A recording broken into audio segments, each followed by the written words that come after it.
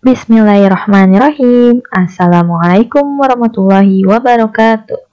Selamat pagi anak-anak soleh dan soleha. Bagaimana kabarnya hari ini? Semoga kalian semua dalam keadaan sehat dan tetap semangat. Kembali lagi kita dalam pelajaran Bahasa Indonesia. Tema 1, subtema 2. Dalam kesempatan kali ini di subtema 2, kita masih belajar tentang ide pokok. Kita akan membahas tentang cara menentukan ide pokok dalam teks lisan.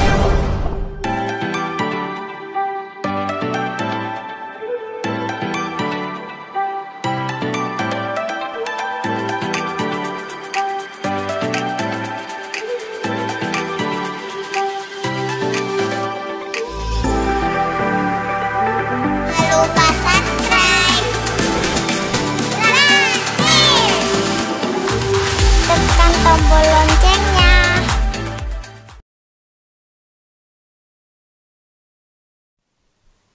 Ayo kita ingat kembali pengertian ide pokok. Ide pokok adalah topik utama yang dibahas pada suatu teks. Ide pokok memiliki nama lain, yaitu gagasan pokok atau pikiran utama.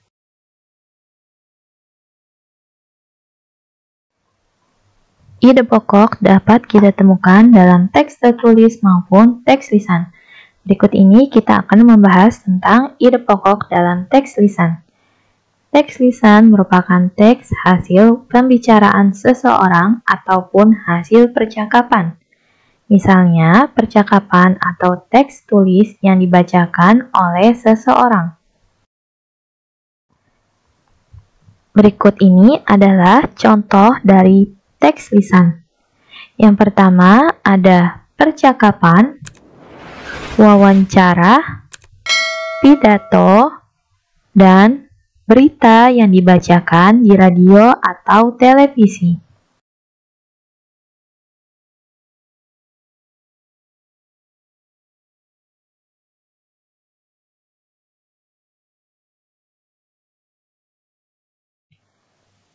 Menentukan ide pokok dalam teks percakapan.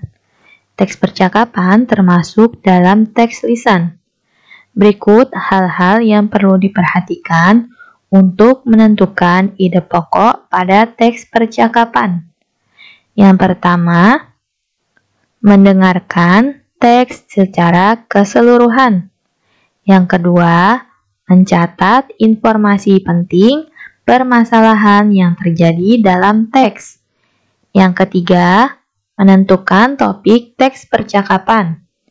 Yang keempat, menentukan kalimat utama yang menjadi inti permasalahan dari teks percakapan. Dan yang kelima, menentukan ide pokok yang terkandung dalam kalimat untuk utama pada teks percakapan.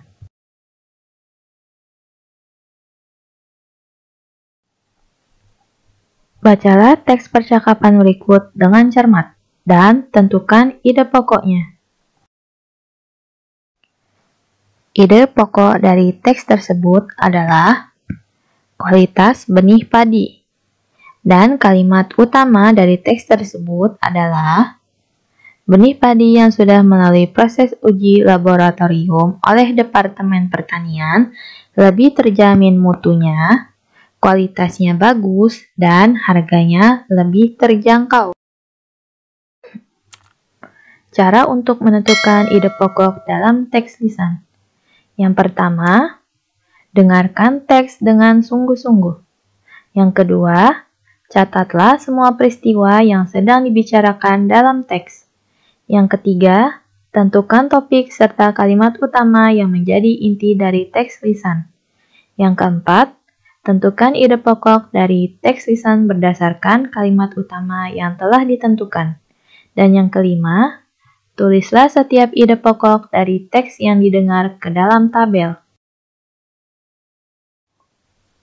Cara menceritakan kembali isi teks berdasarkan ide pokok.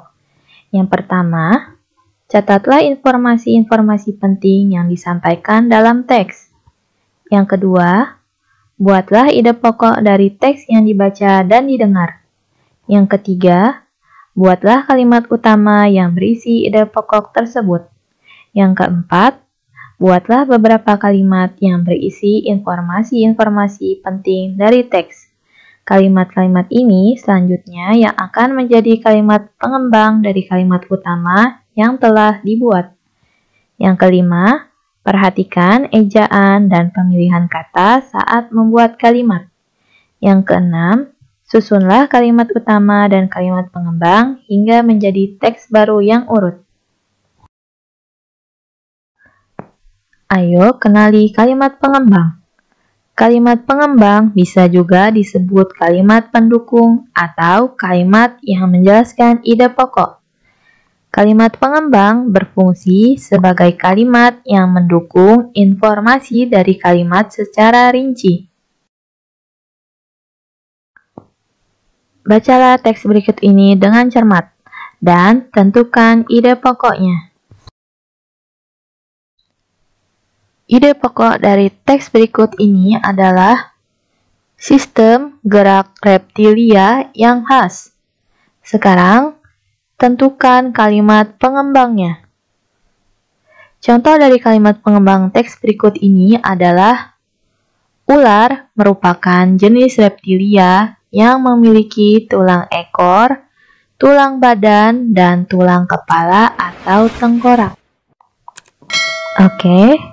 Yang perlu kalian ingat dalam pembelajaran kita kali ini adalah yang pertama, kita sudah mempelajari cara menentukan ide pokok dari teks lisan dan mengembangkan ide pokok dari sebuah teks. Dan yang kedua, yang perlu kalian ingat, mencatat informasi-informasi penting yang ada di video pembelajaran.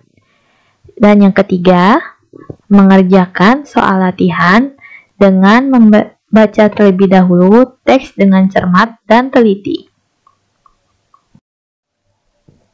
Oke, baik anak-anak saleh dan saleha, cukup sekian untuk pembelajaran kita hari ini.